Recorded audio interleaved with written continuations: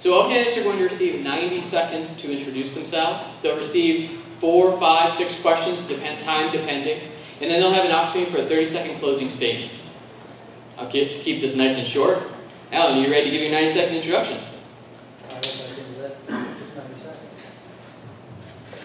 Thank you. I'm running for County Council. District 5 is the largest geographic district in Howard County. There are many issues that have come to pass in the last 8 years, and those issues will become more numerous, more difficult, and more complex in the next 4 years. Those issues include school funding, adequate public facilities, public safety, including bullying and harassment not only of students but also of referendum signature collectors. Development, which is not following the plan to protect communities, diversity, natural resources, and our limited water supply. The County Council position for District 5 requires a full-time job, not a part-time job as the current incumbent has had for the last 8 years.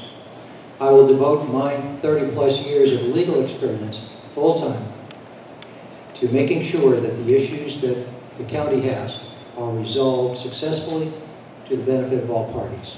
That has been my success in the past, and I would devote that to the citizens of the county. Thank you.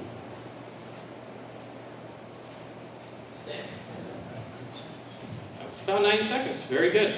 So the first question for this evening is, what is your position on the right to referendum, and how will you try to fix it in the legislation?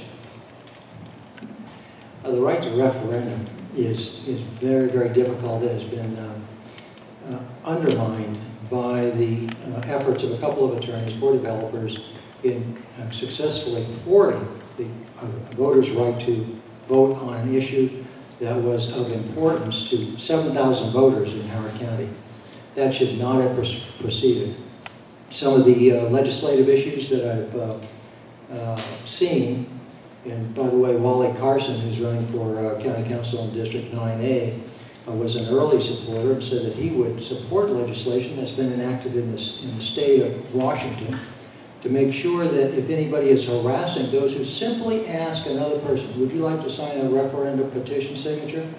In the state of Washington, that is a gross misdemeanor, punishable by up to $5,000 in a year in jail. Here in Howard County, we need that same kind of a law, and that would be presented to the Maryland legislature. That was one of the things that could be done, as well as another amendment that would help protect the citizens' vital right to a referendum. In Oregon and other states, they also have the right to initiative. So if the legislature is gridlocked or not doing what they should be doing for something of importance to the citizens of the state or county, an initiative can be passed or put on the ballot to enact legislation that they need. Am I time limited on that? 15 seconds. 15 more seconds? Right. I think I'll defer the extra 15 seconds to the next question. Outstanding. I'll just ask the question out loud. What is your feeling in terms of, continuing from the last question, the ability for local community, less affluent communities, to oppose DPC decisions? What is the state? What will you do to ensure that less affluent communities are able to oppose DPC decisions they do not feel are correct? I don't know that it's limited to less affluent citizens. I think that extends everywhere. I think that there's Amanda Yeager published an article that said that 78% of the people in Howard County believe that they are not being heard. It's not just that they're not being heard, their input by very, very intellectual, very, very studious, very, very significant people is not being incorporated into the legislation that's being passed by the County Council. And I think that one of those reasons for that is that they're not given an opportunity to have their input. They're not getting information soon enough. And that's one of the things that the County Council member and what I would do is make sure that the citizens find out ahead of time, before the decisions are made, before the deal is a done deal, so that the decisions going forward will make sure that this county has a better future. We need that in Howard County. We need more citizen input. We have very, very, very valuable expertise among all the citizens that needs to be included going forward, and it doesn't need to be done spontaneously by elected officials. We need more input. Outstanding. The next question brings us to education. I'll phrase this in a much more friendly manner, but how do you approach the issue of ensuring good job prospects for all the highly educated children and teenagers in our county? Job growth is one of the major issues. It's the #1 issue that's been identified by 14 states across the nation as being the most important thing that citizens in a county need.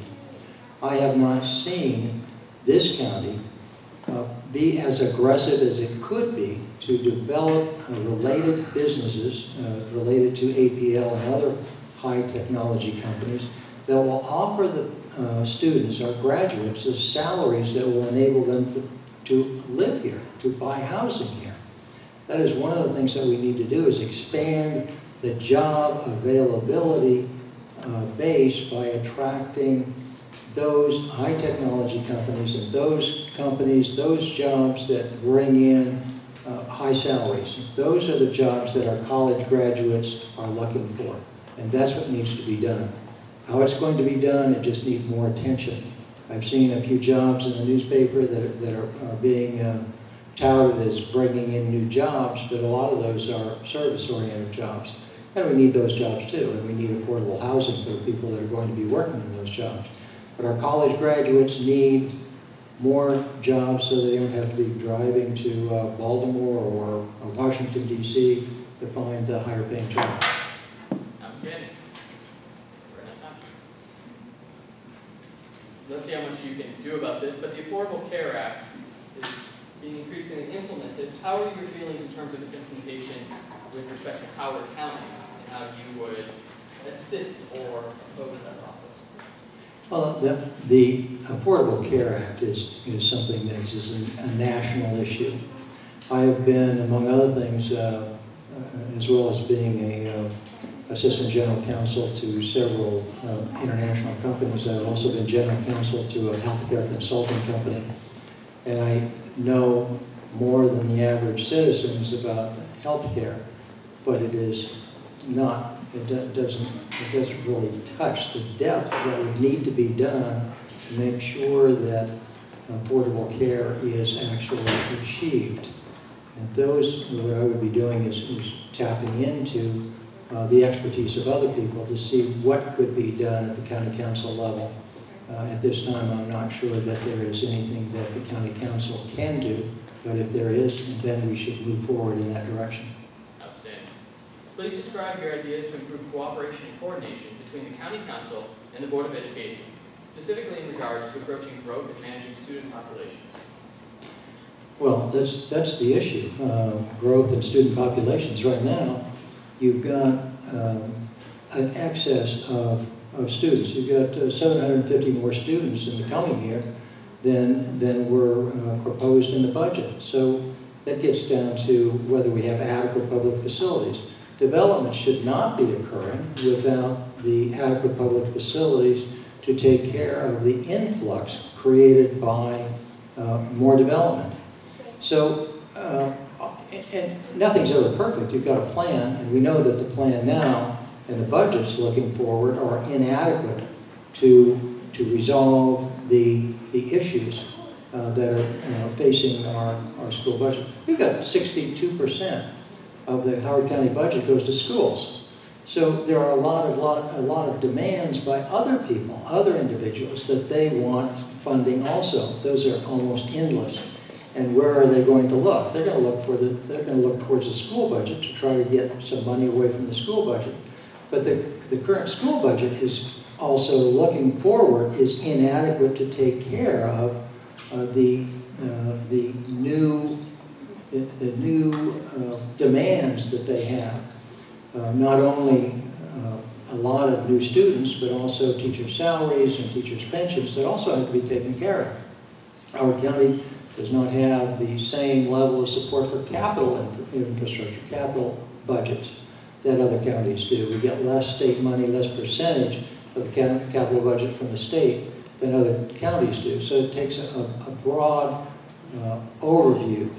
And one of the things that needs to be done, and what I would do, is I would not wait until the county executive proposed the budget to the county council, but I would get involved at an earlier stage because that budget is in process many months earlier than that. So I think that by looking at it sooner and by looking at all the details and knowing more about it and letting the citizens know about it, we can have a better overall plan going forward without dissension and without other people claiming that the school budget should be reduced because, for example, the ongoing revenues in Howard County are slated to be at a lower rate than we've had in the past.